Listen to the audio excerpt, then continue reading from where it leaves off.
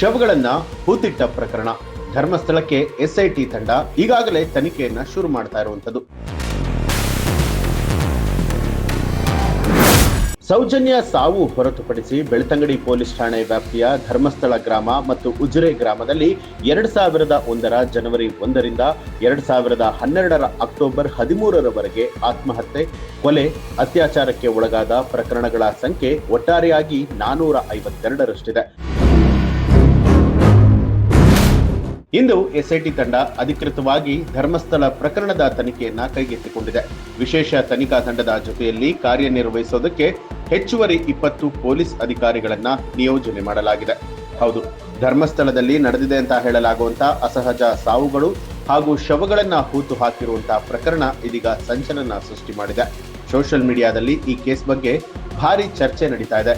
ಸೂಕ್ತ ತನಿಖೆಗೆ ಒತ್ತಡ ಹೆಚ್ಚಿರುವಂತಹ ಹಿನ್ನೆಲೆಯಲ್ಲಿ ಸರ್ಕಾರ ಪ್ರಕರಣದ ತನಿಖೆಗೆ ಎಸ್ಐಟಿ ರಚನೆಯನ್ನ ಮಾಡಿದೆ. 4 IPS ಅಧಿಕಾರಿಗಳನ್ನ ಒಳಗೊಂಡ ಎಸ್ಐಟಿ ತಂಡ ಇವತ್ತು ಧರ್ಮಸ್ಥಳಕ್ಕೆ ಭೇಟಿಯನ್ನ ಕೊಡ್ತಾ ಇದ್ದು, ಇಂದಿನಿಂದಲೇ ತನಿಖೆ ಶುರುವಾಗುತ್ತೆ ಅಂತ ಹೇಳಲಾಗಿದೆ.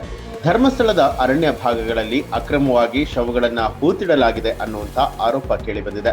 ಈ ದೂರಿನ ಆಧಾರದ ಮೇಲೆ ನಿಷ್ಪಕ್ಷಪಾತ ತನಿಖೆಗೆ ಅನೇಕರು ಆಗ್ರಹಿಸಿದ ಹಿನ್ನೆಲೆಯಲ್ಲಿ ಸರ್ಕಾರ ಎಸ್ಐಟಿ ತಂಡವನ್ನ ರಚನೆ ಮಾಡಿದ್ದು, ಇಂದು ಧರ್ಮಸ್ಥಳಕ್ಕೆ ಎಸ್ಐಟಿ ತಂಡ ಭೇಟಿ ಕೊಡ್ತಾ ಇದೆ. ಮಂಗಳೂರು ESP ಸೈಮನ್ ನೇತೃತ್ವದ ತಂಡ ಭೇಟಿ ಕೊಟ್ಟು ಪರಿಶೀಲನೆ ನಡೆಸಲಿದೆ. ಇಂದು ಎಸ್ಐಟಿ ತಂಡ ಅಧಿಕೃತವಾಗಿ ಪ್ರಕರಣದ ತನಿಖೆಯನ್ನ ಶುರು ಮಾಡಲಿದೆ.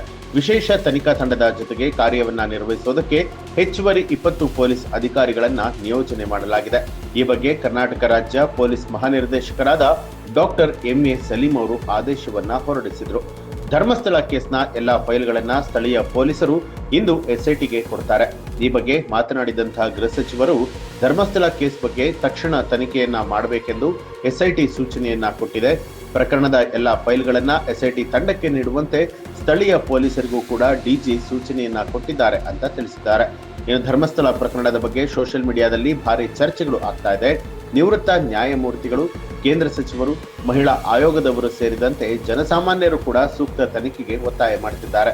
ಪ್ರಕರಣದ ಸತ್ಯಾಸತ್ಯತೆಗಳನ್ನ ತಿಳಿದುಕೊಳ್ಳುವಂತಹ ಕುತೂಹಲ ಇಡೀ ರಾಜ್ಯದ ಜನತೆಗೆ ಇದೆ. ಇನ್ನು ಎಸ್ಐಟಿ ತಂಡ ಧರ್ಮಸ್ಥಳ ತಲುಪಿರೋದ್ರ ಬಗ್ಗೆ ನಿಮ್ಗೆ ಏನ್ ಅನ್ಸುತ್ತೆ ಅನ್ನೋದನ್ನ ಕಮೆಂಟ್ ಮಾಡಿ ತಿಳಿಸಿ. ಹಾಗೆ ನೀವು ಇನ್ನೂ ಕೂಡ ನಮ್ಮ ಚಾನೆಲ್ ಅನ್ನ ಸಬ್ಸ್ಕ್ರೈಬ್ ಮಾಡಿಲ್ಲ ಅನ್ನುವಂಥದ್ದಾದ್ರೆ ಈಗಲೇ ಸಬ್ಸ್ಕ್ರೈಬ್ ಮಾಡಿ, ಬೆಲ್ ಐಕಾನ್ ಒತ್ತಿ.